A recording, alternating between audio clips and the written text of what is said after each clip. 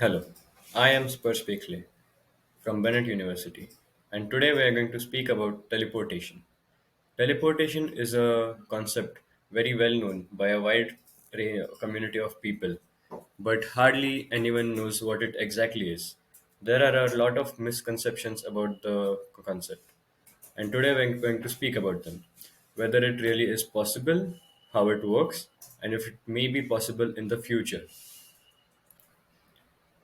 The definition of teleportation is the translation of matter from one point to the other without traversing the space in between. Another definition could be the translation of matter after destroying it from one point and recreating it to another. Many people have their own opinions on the definition. There are a lot of theories regarding how teleportation work. One with portals or wormholes, which are gateways that transfer objects or people in them. This can be anything in space or Earth, a small wormhole or a large portal, but that isn't what teleportation usually works. These opinions are inspired through science fiction movies or novels or even TV shows. But there is another way that people think how teleportation would work, which would be taking an object, scanning every particle in that object, then deconstructing the object and remaking the object at the destination. People's thoughts, which are also inspired through video games, believe that there could be portals used for teleportation instead of just breaking and remaking the object, which would result in several errors. Like, let's say, a man gets stuck into a wall. Believe it or not, the second option is much more feasible, and we'll talk about that right now. So let's get on what teleportation actually is. Teleportation is taking an object and scanning it, which includes its location and its properties, physical properties, and quantum properties. This scan usually destroys the object or alters its properties. So we get only one chance to scan this. Then the information that has been scanned gets sent to the destination for the recreation of the matter.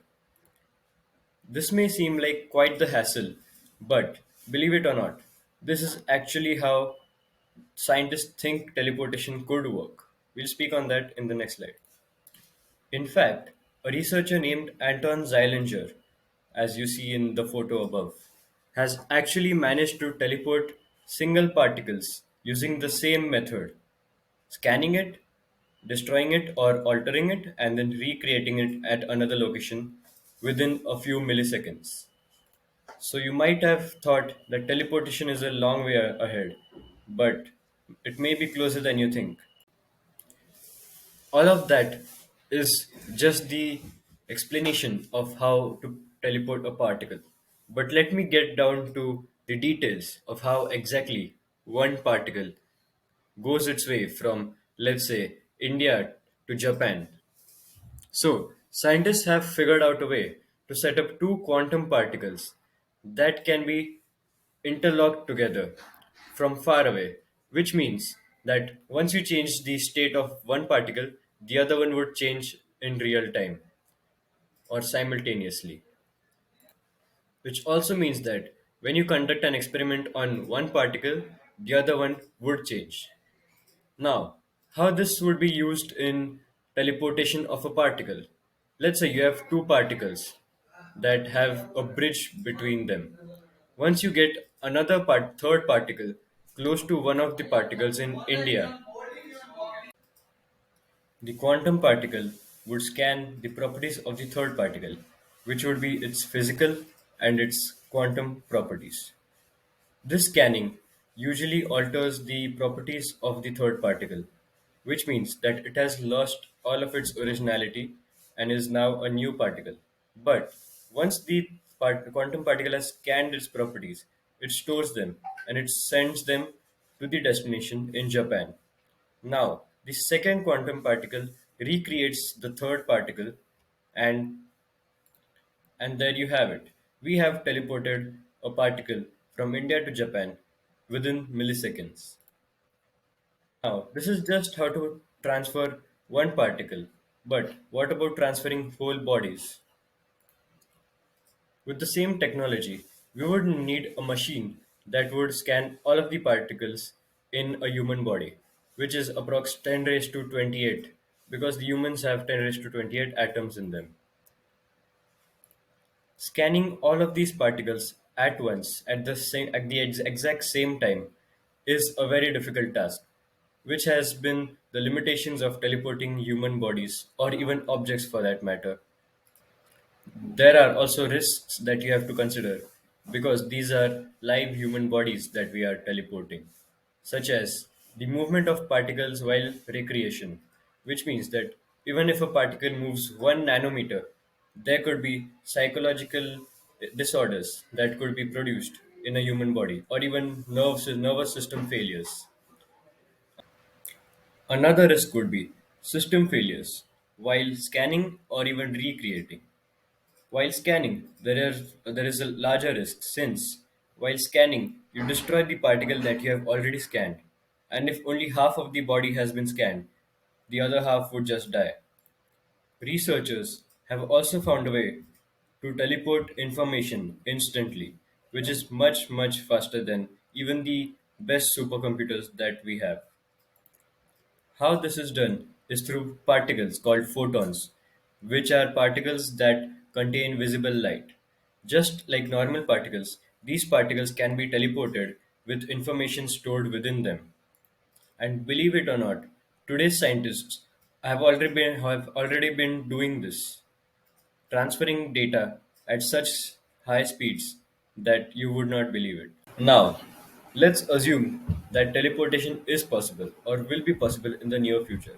What would be its applications? The first and most obvious one would be human and object teleportation, where if if you want to transport a human across the globe, you can do it just within a few milliseconds, and that is just like having superpowers. As we have previously seen, even information can be transferred or teleported just like usual matter using photons. This information can be used by quantum computers across the globe to be transferred instantly, and these computers can be used concurrently for efficiency. What suspended animation means is that when you scan an object, instead of sending that information about the object and its properties to the destination, you just store it on a server. This information can be later used to recreate the object. This can also be considered into backing up the objects and then recreating. If, so let's say, while recreating the clone was destroyed, you can use the same information again to recreate the object. Let us now discuss some advantages for teleportation. The first one would be space exploration, which would mean that if you have a machine on Moon or Mars, you can easily go back and forth using teleportation. This would reduce the fuel costs much more. There would also be national security and defense advantages, which also includes the fast travel for meetings, including the prime minister or the president meetings. This can also be used by regular people if teleportation becomes mainstream. This leads to a better communication service, which can be much better than just a video call or a phone call through the internet. Since teleportation would just use electricity and none of the fuels or other energy sources for the traveling purposes, it would be much better on the environment than any other means of travel. And last but not the least, as discussed earlier, there would be much faster data transfer for quantum computers or even regular computers later. Next, let's discuss the issues that could occur with teleportation. Firstly, the issues with breaching national defenses, where if a spy wants to enter a country without being detected, he can use a teleportation machine and easily get into the country, which can be a war crime. The second is more of a ethical and moral issue, which is the cloning of people or objects.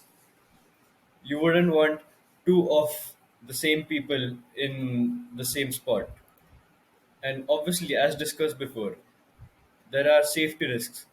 Like, let's say there is an error with the recreation machine. This could lead to health issues or even death for the matter. In conclusion, teleportation is just a theory for now, and scientists are far too away from discovering the real uses or the real applications of teleportation. It is still considered to be science fiction, and we may or may not be many years away from actually inventing and using the technology. These are the references that I have used to study the subject teleportation, which is YouTube videos. Thank you.